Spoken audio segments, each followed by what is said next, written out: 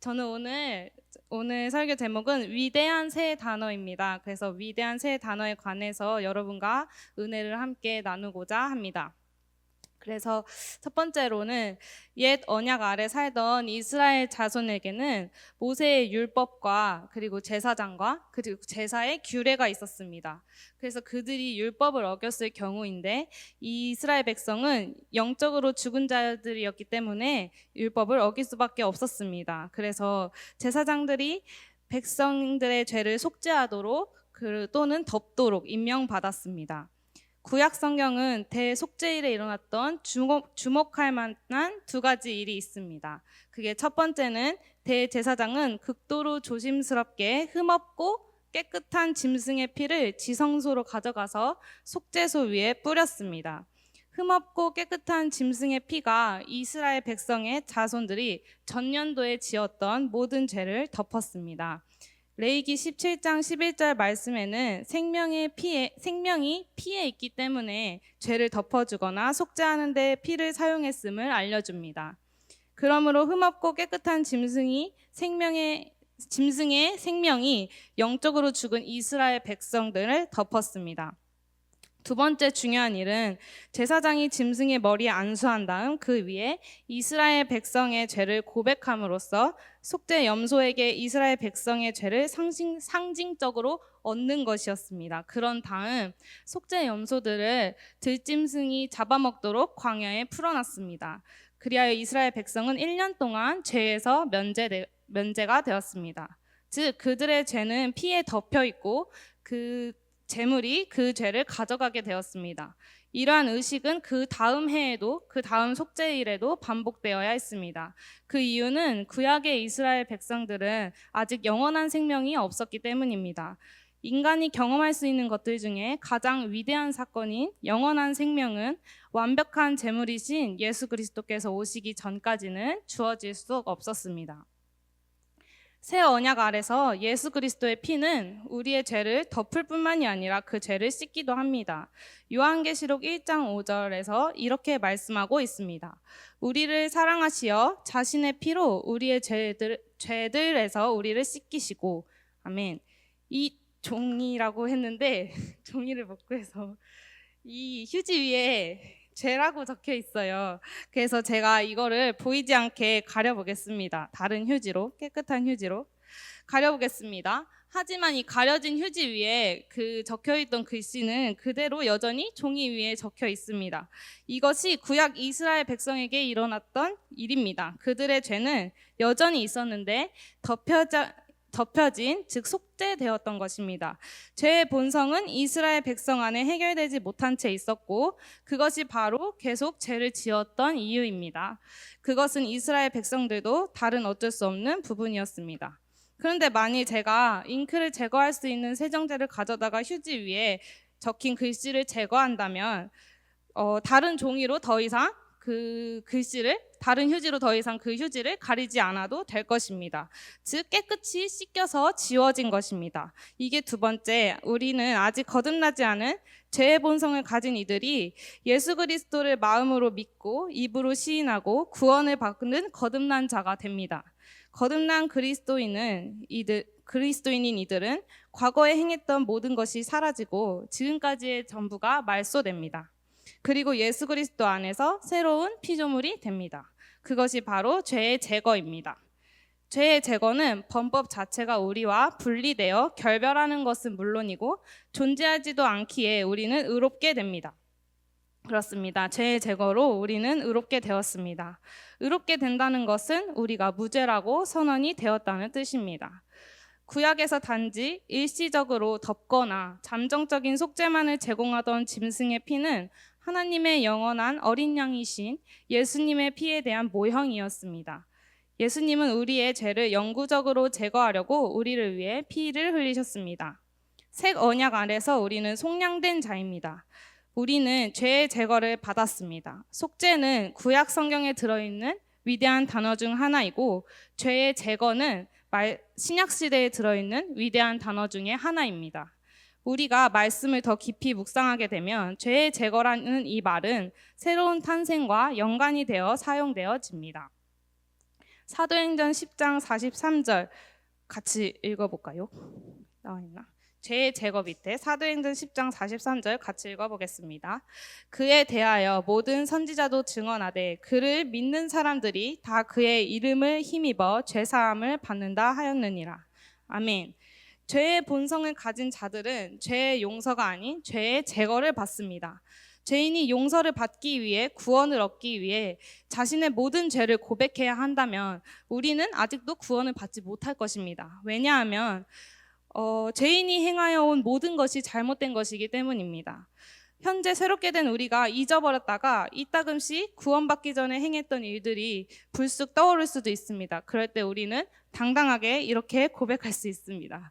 그래, 내가 분명히 그렇게 했었어. 내가 그렇게 분명히 했었어. 하지만 이제 그 사람은 사라졌어. 그는 죽었어. 나는 그리스도 안에서 새 사람이야. 이제는 이전의 전부는 제거되었어. 이렇게 우리는 당당하게 말할 수 있습니다. 우리 다 같이 잘 아는 말씀인 고린도후서 5장 17절 다시 한번 읽어보겠습니다. 시작. 그런즉 누구든지 그리스도 안에 있으면 새로운 피조물이라. 이전 것은 지나갔으니 보라 새 것이 되었도다. 아멘.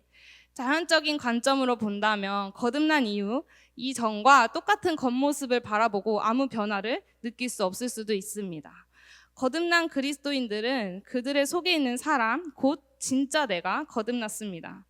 자연 상태에서 육신 가운데 살았던 자연인들이 거듭나기 전에 육신에 속한 것들을 행해왔습니다. 그러나 거듭난 그리스도인들은 이제 육신에 속한 일들을 행하지 않고 영적인 삶, 즉 하나님의 말씀에 따른 진짜 나의 삶을 살아갑니다. 따라서 죄의 제거를 받은 거듭난 그리스도인들의 궁극적인 삶과 우리의 사역은 사람들을 어둠에서 빛으로, 사탄의 권세에서 하나님께로 돌아오게 하는 것입니다. 우리는 모든 능력으로 충만하신 하나님의 권능을 사용합니다. 예수님께서는 사탄을 밟아 승리하셨고 우리는 분명히 그 사실을 알아야 합니다. 우리는 오는 세상만이 아니라 이 세상에서도 거룩하게 된 무리 가운데서 기업을 가지고 있음을 알아야 합니다. 세 번째로, 그 죄인이 자기의 구원자로 그리스도를 영접하면 그의 영은 재창조되고 죄는 단번에 영원히 제거됨을 앞서 말씀드렸습니다. 그리고 그는 그리스도 예수 안에서 새로운 피조물이 됩니다.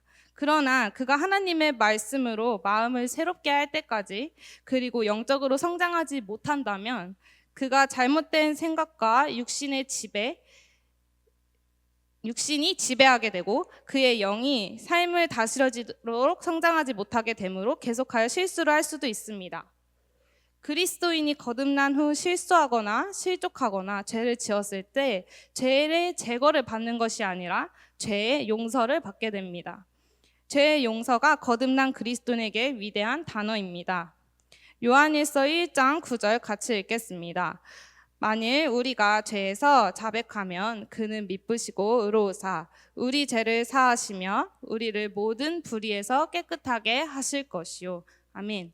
그리스도인은 죄를 지는 순간 그 사실을 압니다. 그리스도인 안에서 그가 실수하고 놓쳤다는 것을 그의 영이 알게 합니다. 그때 그는 멈추고 다시 말씀과 달랐던 부분을 말씀으로 돌이킬 수 있습니다. 그리스도인은 잠시라도 하나님과의 교제에서 벗어나서는 안 됩니다. 하나님께서는 우리가 교제 가운데 머물러 있기를 원하십니다. 믿는 자가 자녀로서 하나님 아버지와 맺고 있는 관계와 아버지 우편에 계신 예수님의 사역의 근거에서 그리스도인이 저지를 죄에 대한 용서가 있습니다. 믿는 자들에게는 돌아가는 길이 있습니다. 이는 만일 우리가 죄를 지으면 아버지 앞에서 우리에게는 대언자 곧 의로우신 예수 그리스도께서 계십니다. 그리고 우리를 위해 변호하십니다. 죄의 용서라는 말로 인해서 우리는 하나님께 감사드릴 수 있습니다. 하나님의 자녀가 죄를 지을 때 그것은 아버지와의 교제가 깨지지만 아버지와의 관계를 깨는 것은 아닙니다. 이건 마치 남편과 아내가 말다툼을 하고 나서 이후에 그들의 교제는 깨지지만 그들의 관계가 변하지 않는 것과 비슷합니다. 그들은 다시 서로에게 용서를 구하고 그들은 관계를 회복합니다. 마찬가지로 어떤 그리스도인도 하나님과의 관계를 깰 수 없습니다. 그가 관계를 세운 것이 아니라 하나님께서 관계를 세우셨기 때문입니다. 우리는 항상 하나님 빛 가운데 걷고 있고 항상 하나님과 교제를 나눌 수 있고 언제든지 이 빛의 자리로 돌아올 수 있다는 사실로 인해서 이 은혜로 인해서 감사합니다. 정말 언제든지 주님과 교제를 나누고 주님의 임재 가운데 살 수 있다는 이 진리를 우리가 분명히 인식하고 믿기를 축복합니다. 그래서 우리는 우리의 죄가 제거되어서 의롭게 된 의인이고 우리 예수 그리스도의 장성한 분량까지 성장하는 과정 안에 항상 언제든지 주님과의 교제 안에 살아갈 수 있는 용서의 은혜도 말씀드렸습니다. 이 은혜를 받은 우리 거듭난 자들에게는 하나님의 사랑이 있습니다. 말씀에서는 거듭난 자, 즉 영생을 받으면 하나님의 사랑이 성령으로 말미암아 여러분의 마음, 우리의 마음에 부어진다고 하십니다. 우리는 하나님의 본성이 우리에게 있다는 것을 잘 알고 있습니다. 하나님의 본성은 사랑이십니다. 말씀에서는 하나님이 사랑이시라라고 말씀하고 있습니다. 이 사랑의 이 사랑이 우리의 영 안에 있습니다. 그래서 우리는 우리의 세상에서 이 사랑의 영향을 흘려보내야만 합니다. 이 사랑이 여러분을 통해서 여러분의 세상에 여러분이 만나는 모든 사람들에게 흘러가고 있음을 기억하시길 바랍니다. 우리가 만나는 이들이 우리를 통해 하나님의 사랑을 분명하게 알게 될 것입니다. 그리고 우리는 그들에게도 우리와 동일한 죄의 제거의 은혜가 있음을 전해야 합니다. 거듭난 그리스도인인 여러분이 말할 때 여러분의 생명을 쏟아내고 그리스도의 복음의 능력과 축복으로 듣는 사람들에게 영향을 미칩니다. 이것이 우리의 삶입니다. 우리 안에 계신 성령님을 통해서 항상 충만하고 그분의 인도를 받고 살아갈 때 우리는 예수 그리스도를 위대한 사랑의 증인이 되고 효과적인 증인이 되고 멈추지 않는 증인이 됩니다.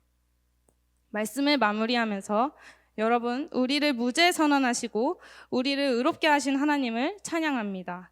그래서 우리가 우리의 삶이 이전과는 전혀 다른 생명의 성령의 법 안에 살아가고 있음을 우리는 감사합니다.